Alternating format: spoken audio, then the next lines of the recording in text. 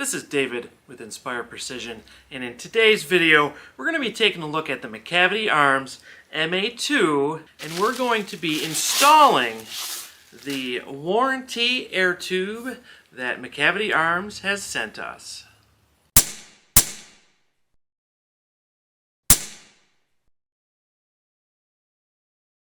Before we get into it, I just want to say thank you to all you guys here on YouTube, all my subscribers. I have been absent for an extended period of time. I had sickness really just run through my family. Happy to say that we are healthy and we are thriving. It's time to get back into some videos.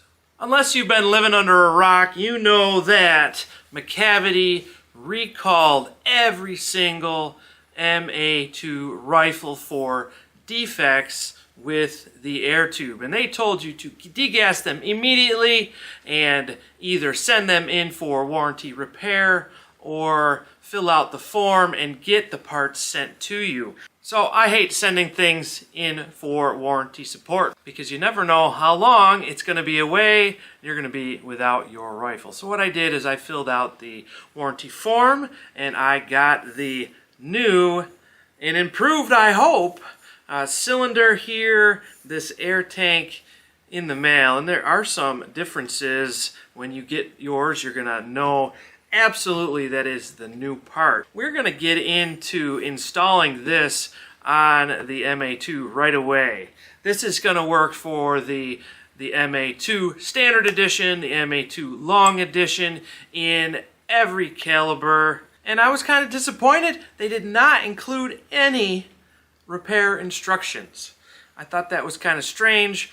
Some people may find that they cannot do this on their own, even though they want to. So that's why I wanted to put this video out. When you receive your new air tank in the mail, I want you to make sure that you take out the spare bag. It's got some silicone grease and 3 seals in it, of which I believe are the regulator seals and the gauge seal. We're going to set that aside for now. If you don't have those parts, you're going to want to stop. You're going to want to call Macavity up and say, hey, I didn't get the accessory bag, because you need at least the gauge seal for this repair. Tools that you're going to need for disassembly are a 4mm Allen, a 3mm Allen, a 2.5mm Allen, and a 2mm Allen. I've got this fake moderator installed on the end, and I'm going to take that right off. You may have that little plastic thread protector on there, but we definitely need to take that off. You can either degas the rifle now if you haven't already degassed your rifle, or you can degas the rifle after you take the stock off. Really quite simple. You're going to take your 2.5mm wrench. You're going to open up the degassing screw that is right forward of the stock screw. Mine is already degassed as it should have been, so I'm just going to leave that open while we're doing this change out. And then we'll take our 4mm Allen and we'll remove the screw that holds the stock on. This is kind of a fiddly procedure. You may find that you hook the trigger, but you can tilt the stock up. You can pull backwards with your other hand, and then you can lift it off without hanging up on that trigger.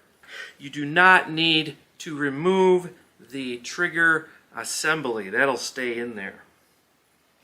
Next thing that you want to do is unscrew the gauge, the rifle gauge.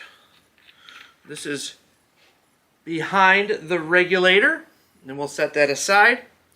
And then you can remove the air tank gauge forward of the regulator and set that aside. Next, we're going to want to take our 3mm Allen and loosen the clamping screw. There are 2 more screws that actually hold this barrel band on. You're going to take your 2mm and they're just little grub screws. You'll loosen one on one side, one on the other, and you'll notice that this is loose. Before you can take it off, you need to remove the rubber Foster cover, and then you'll be able to slide off the barrel band.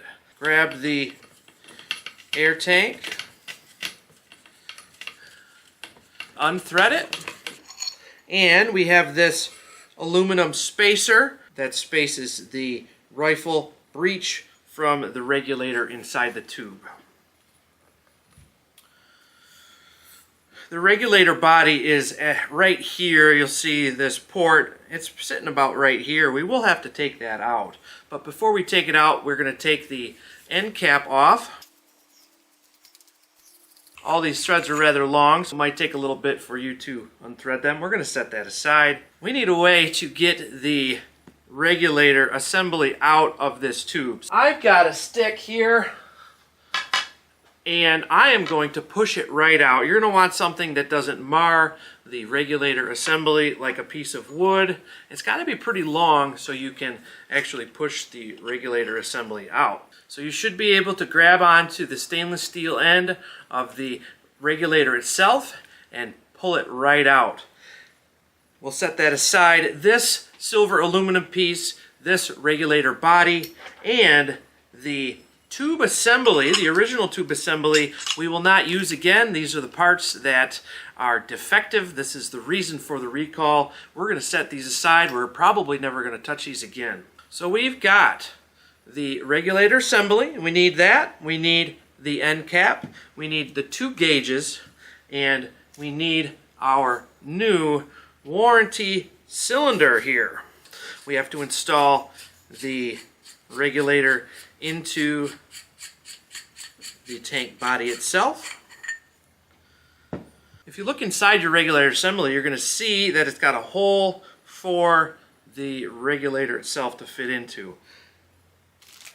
These extra O-rings, I believe they are the same size as the ones that are already pre-existing on this regulator. I looked at these and they look pretty good. They've got plenty of oil on them. So I'm just going to take the regulator itself and I'm going to locate it right inside of the new regulator body. Just push it in until it stops. After that, you can thread these two pieces back together. Now we are ready to install the end cap again. However you want to do it. We'll see how this clocks when we install it onto the rifle, but for now you can tighten it right up. Take your barrel and breech assembly and your air tank, and now you can start threading them together. I found that the new tank is longer than the old one. Now I have the long edition.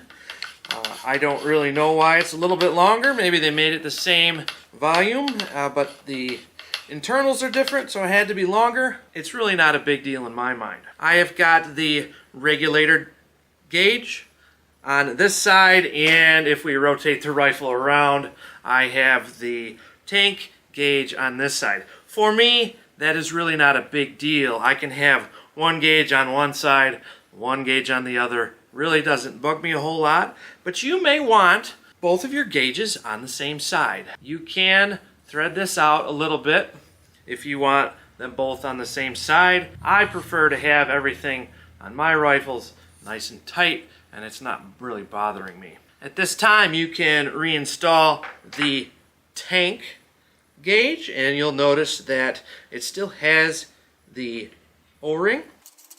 You're going to tighten that up, finger tight, and I'll flip mine over. I will grab the small O-ring from this bag.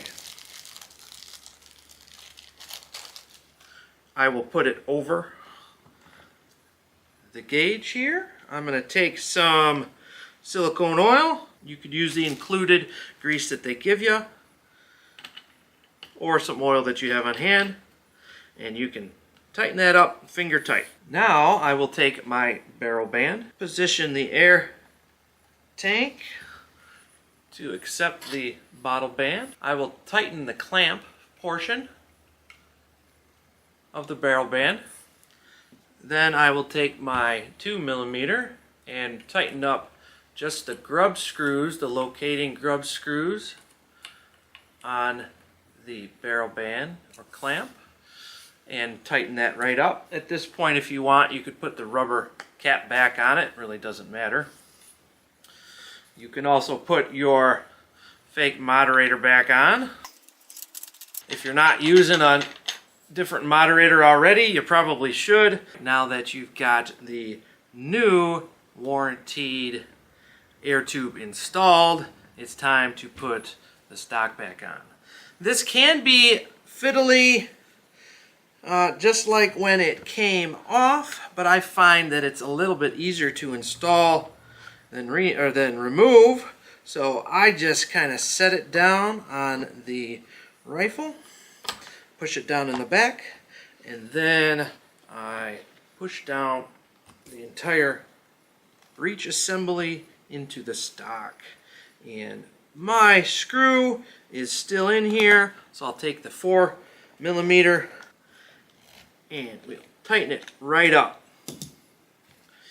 And that's about it. It is worthwhile to note that on your rifle you may have to trim the stock to fit the gauge, or you may choose to clock the tank at a different angle so you don't have to modify the stock. This is ready to fill with air, take back out to the range, and get some shots on target. Thanks for joining us today. If you like videos like this, make sure you give us a thumbs up. Put your comments down below on what you think about the MA2 platform and the recall of this rifle and how Macavity handled it. If you want to, hit that subscribe button so you can stay informed with all the future videos that we're going to be putting out. This was David with Inspire Precision, and I want to remind you guys to break out of your comfort zone, learn a new skill, and have a great day.